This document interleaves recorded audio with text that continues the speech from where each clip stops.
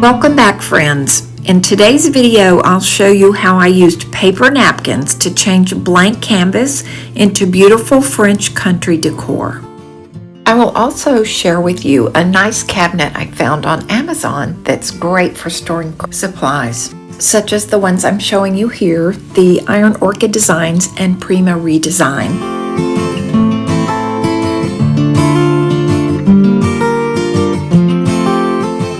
And I will show you how I created a faux plaster look, kind of by mistake, but it works. I have a collection of paper napkins here. Some are 2-ply, some are 3-ply, and I've picked them up from different places: Hobby Lobby, Michael's, Ross, Marshall's.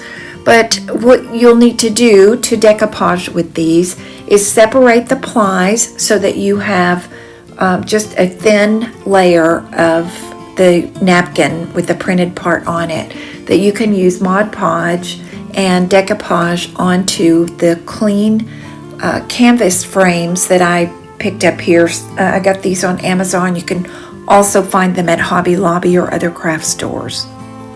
And it's kind of fun to just lay these out and see what you come up with for designs on each one.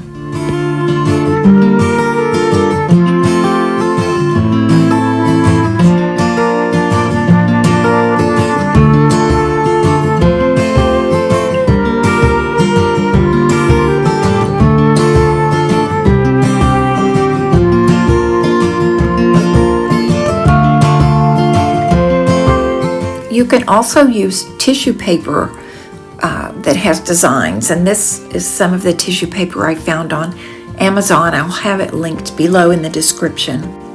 And you'll just use a thin coat of Mod Podge underneath the piece of tissue paper and then paint on top of the tissue paper, being careful not to tear the tissue paper as you're covering it with Mod Podge. And this is another technique that you can use to give this a distressed look. This is actually scrapbooking ink and a foam applicator that you can find at Hobby Lobby or Michael's, and I'll also put my Amazon link below. But this will help give it some shading and a little bit of a distressed look for your piece if you like that style.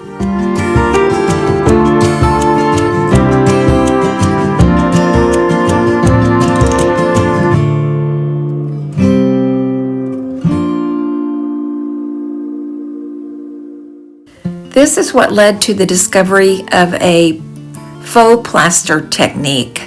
After I decoupaged the full sheet of paper napkin onto the canvas, I found I didn't like it. I tried putting a stamp over the background and thought I would put a border, but really the only thing that I could do with this to make it something that I liked was to paint it white after everything had dried, and as I discovered, it really kind of looks like plaster, so I was pleased with it once I covered it with chalk paint.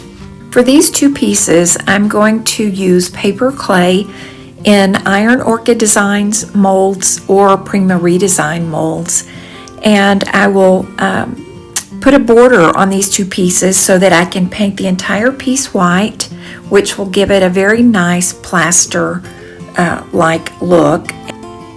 You can paint these right away when the clay is still moist. You're still able to use chalk paint on these. I left these overnight, and as you can see here, the clay shrank a little bit, so I have some gaps there, which I'm going to fill in with a little bit more clay where the larger gaps are. But in the smaller gaps, I'm able to just cover this with chalk paint, and it looks fine.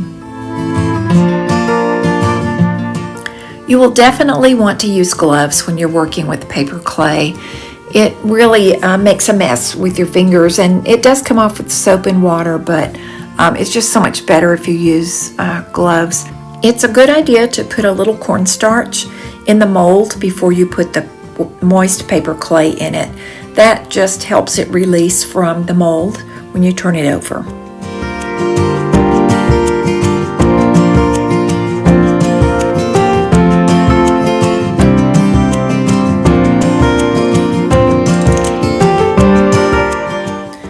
using just regular Elmer's glue here. This just happens to be clear.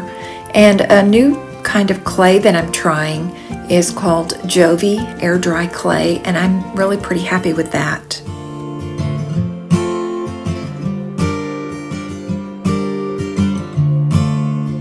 And you can see that you're able to bend the moist clay into the shape you need it to conform to for your piece.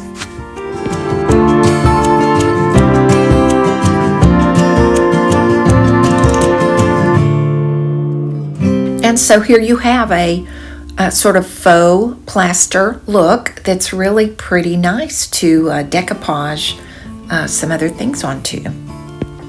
I'm using some of those additional napkin layers that were white, and I separated them from the printed top layer of the napkin.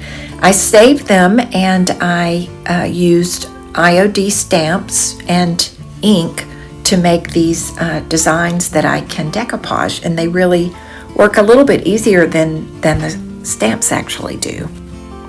I did find that I need to let these napkins dry completely after I've stamped them and before decoupaging them. If they're still a little damp, the ink smears when you start using the Mod Podge or any other, like if you're using a top coat to decoupage something with. So just make sure you let the napkin dry completely before you try to start the decoupage process.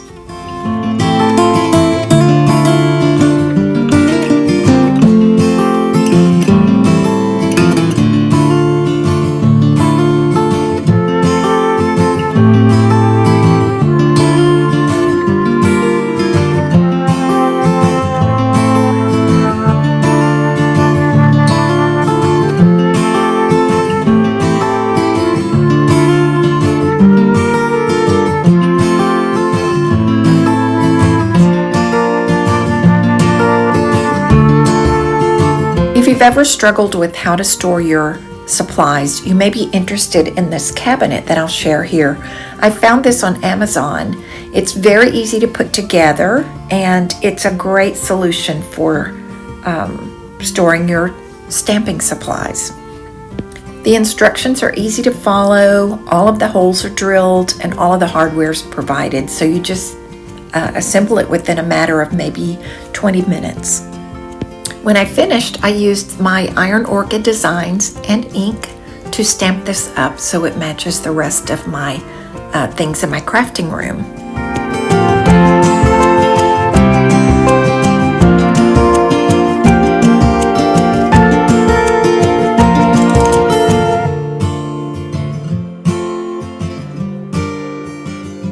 The stamps fit nicely in the drawers, and I'm really pleased with the end result.